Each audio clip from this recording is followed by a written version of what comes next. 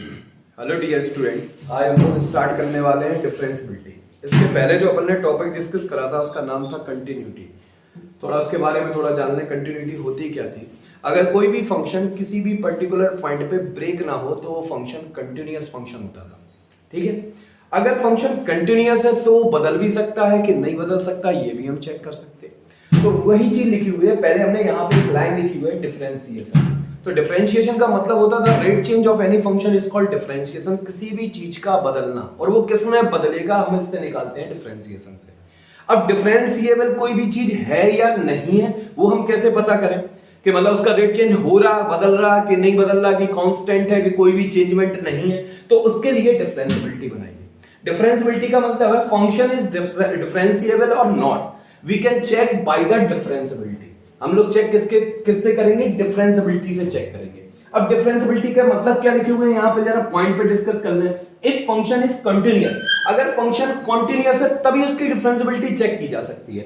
अगर function continuous नहीं है तो उसकी डिफरेंशिएबिलिटी चेक नहीं की जा सकती। अगर वो फंक्शन ब्रेक हो जाएगा तो वो बदलेगा कैसे? सीधी सीधी सी बात है, कंटीन्यूअस का मतलब वो ब्रेक नहीं होना चाहिए। अगर ब्रेक हो गया तो वो बदलेगा नहीं। पहली बात तो ये क्लियर होगी। तो पहला पॉइंट बोल रहा, if function is continuous then check it is differentiable और नॉट। अगला पॉइंट कह रहा, if function is differentiable then it is compulsory it is continuous. अगर कोई भी फंक्शन का रेट चेंज है यानी वो बदल रहा, अगर वो बदलेगा तो इसका मतलब है वो ब्रेक नहीं हुआ होगा। तो हम लोग कह सकते हैं if function is differentiable then it is compulsory it is continuous. दूसरी लैंग्वेज में इसको ऐसे भी बोल देते हैं, function is differentiable then it is necessary it is continuous. ठीक, ये काम हो गया। अब इसके कॉन्सेप्ट देखते हैं कि डिफरेंशिएबिलिटी एक्चुअल आई कहां से। तो पहली बात तो है क्या कि फंक्शन कंटीन्यूअस होना चाहिए, यानी किसी भी पॉइंट पे ब्रेक नहीं होना चाहिए। तो एक ऐसा ग्राफ अपने मन से बनाओ जो कहीं भी ब्रेक नहीं हो रहा हो, किसी भी पॉइंट पे ब्रेक ना हो रहा, किसी भी पॉइंट पे ब्रेक ना हो रहा हो, उसी वाले पॉइंट पे हम लोग चेक करेंगे। तो देखिए जरा कैसे बनाएंगे।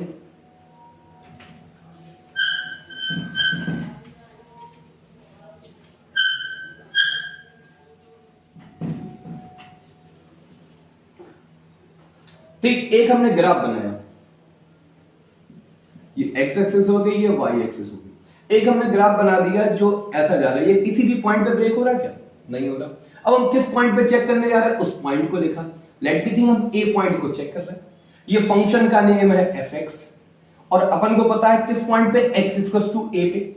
अगर एक्स की जगह ए रखेंगे एफ एक्स में तो अपन को मिलेगा क्या? F A. ये बात हो गई। तो ये पॉइंट निकल आया, एक्स कोमा वाई बोलते हैं इस पॉइंट को हम। इस पी पॉइंट पे हम चेक कर रहे हैं। क्लियर? वाई का मतलब होता है जो फंक्शन लिखा हो, जैसे एफ एक्स इक्वल टू लिखा है एक्स स्क्वायर, तो लाई का ये फंक्शन वाई की वैल्यू को डिफाइन करता है, यानी यहां पे हम एफ एक्स को डिफाइन कर रहे हैं। ठीक, तो पहला काम हमारा ये हो गया। तो हम किस पॉइंट पे चेक कर रहे हैं? ए पॉइंट पे। तो ए हमने किसकी जगह रखा? एक्स की जगह। तो वैल्यू क्या मिली? F A. ठीक, अब वही चीज जो हमने कंटिन्यूटी में बताई थी कि कोई भी अगर एक ग्राफ है, मान लो ये ग्राफ है, हम ए पॉइंट पे चेक कर रहे हैं, तो हम कैसे जानेंगे कि ये ब्रेक हो रहा कि नहीं हो रहा? तो हम लोग क्या करते थे, थोड़ा सा आगे चलते थे, थोड़ा सा पीछे चलते थे। सेम यहां पे प्रोसेस है। क्या करेंगे हम लोग? थोड़ा सा आगे चले। लेट मी थिंक हम किस पॉइंट पे चले गए? क्यू। ये थोड़ा सा आगे है लेकिन ग्राफ में रिप्रेजेंट करा तो ये ब्रॉड बड़ा बना हुआ है। ठीक, कितना आगे चलते थे? एच, जो लगातार टेंस क्या कर रहा है? जीरो। यानी एच क्या होता क्या था? H is a smallest value of function. ये बहुत छोटी वैल्यू होती, लाइक 0.000000001, जितने भी आप जीरो बढ़ाना चाहें। ठीक है, तो अब ये ए पॉइंट पे क्या हुआ? आगे गया। तो जब ये ए पॉइंट पे आगे गया तो ये वाला पॉइंट क्या हो गया? ए प्लस एच। और ए प्लस एच फंक्शन में रखेंगे तो ये क्या मिलेगा? F A plus H. ये हो गया हमारा पी क्यू। अब हम लोग क्या करेंगे? एक हम लोग क्या लेंगे? पीछे लेंगे। तो थोड़ा सा पीछे कहां पे चेक करेंगे? यहां पे, यानी किस पॉइंट पे? आर पॉइंट पे। ठीक है, आर पॉइंट पे अगर हम ए एच पीछे आए तो ये वाला पॉइंट क्या हो जाएगा? ए माइनस एच। और ये वाला पॉइंट क्या हो जाएगा? F A minus H. ये पॉइंट निकल गए। ठीक, इसकी स्लोप पी क्यू, इसकी स्लोप पी आर। ठीक, तो स्लोप क्या होती क्या है? स्लोप हमने पढ़ी है, एन इक्वल्स टू हम लोग जानते हैं y2 minus y1 upon x2 minus x1। ठीक है, अगर दो पॉइंट दिए जाए तो हम लोग स्लोप कैसे निकालते हैं? m equals to y2 minus y1 upon x2 minus x1। ठीक है, तो m इक्वल्स टू देखिए जरा, पहले हम लोग निकालते हैं slope slope of P R. किसकी स्लोप निकालेंगे? पी आर की। तो m1 इक्वल टू कितना आ जाएगा जरा देखिए, y2 माइनस y1, ये हो गया अपना x1 y1, ये हो गया x2 और y2। ठीक, तो y2 माइनस y1, तो ये कितना आ जाएगा? f a minus f a minus h upon नीचे क्या आएगा? x2 माइनस x1, x2 की वैल्यू कितनी है? a माइनस x1 की वैल्यू कितनी है? a माइनस माइनस क्या हो जाएगा? Plus h। ये और ये क्या हो गया? कैंसिल। तो m1 की वैल्यू कितनी आ जाएगी? ऊपर से जरा माइनस कॉमन ले लीजिए, तो क्या आ जाएगा? f a minus h minus f a upon नीचे कितना हो जाएगा? Positive h। इस माइनस को हम नीचे लिख देंगे, कोई दिक्कत है इतने में? ये हमारी स्लोप निकल आई किसकी? पी आर की। अब हम लोग स्लोप निकालेंगे क्या? स्लोप ऑफ किसकी? पी क्यू की। तो पी क्यू का पी पॉइंट क्या है? a एफ ए, और क्यू पॉइंट कितना है? a plus H F A plus H. ठीक, तो m2 कितनी आएगी जरा बताइए? वही formula y2 minus y1 upon x2 minus x1। ये x1 y1 की तरह लाई करेगा, ये x2 y2 की तरह लाई करेगा। ठीक, तो क्या होगा formula? y2 minus y1 upon x2 minus x1। ठीक, y2 की वैल्यू कितनी है? ये हो गया y2, तो कितना आ जाएगा? f a plus h minus f a upon x2 minus x1। x2 की वैल्यू कितनी है? a plus h minus x1 की वैल्यू कितनी है? a। a से a क्या हो गया? कैंसिल। तो m2 की वैल्यू कितनी आ जाएगी? f a plus h minus f a upon कितना? h। स्लोप के बारे में हम लोग जानते हैं, स्लोप को हम लोग बोलते हैं dy ओवर dx, क्योंकि y का रेट चेंज किसके रिस्पेक्ट होता है? x के रिस्पेक्ट रेट चेंज होता है, तो हम इसको dy ओवर dx भी बोल सकते हैं। अब आप बताइए, h पॉइंट आप आगे गए, h पॉइंट आप पीछे गए, और h टेंड्स टू क्या है? 0। तो जो आगे गए और पीछे गए, तो दोनों की स्लोप इक्वल आनी चाहिए कि नहीं आनी चाहिए? आनी चाहिए, क्योंकि h टेंड्स टू क्या है? 0। h is a very smallest value of a function, बहुत छोटी सी वैल्यू होती है फंक्शन की। तो देखिए जरा हम इसमें क्या लिख सकते हैं? इस जो पहले पीछे गए, इसको हम लोग बोलते हैं LHD, left hand derivative. Left hand derivative, derivative, ठीक है? Left hand derivative. ठीक, तो इसको किससे रिप्रेजेंट करेंगे? एल एफ डैश एक्स से। डैश का मतलब इसका डेरिवेट कर दिया, यानी रेट चेंज कर दिया, यानी डिफरेंशिएशन कर दिया। तो इसमें लगेगा क्या? हमेशा क्या होगा? h टेंड्स टू क्या होगा? 0।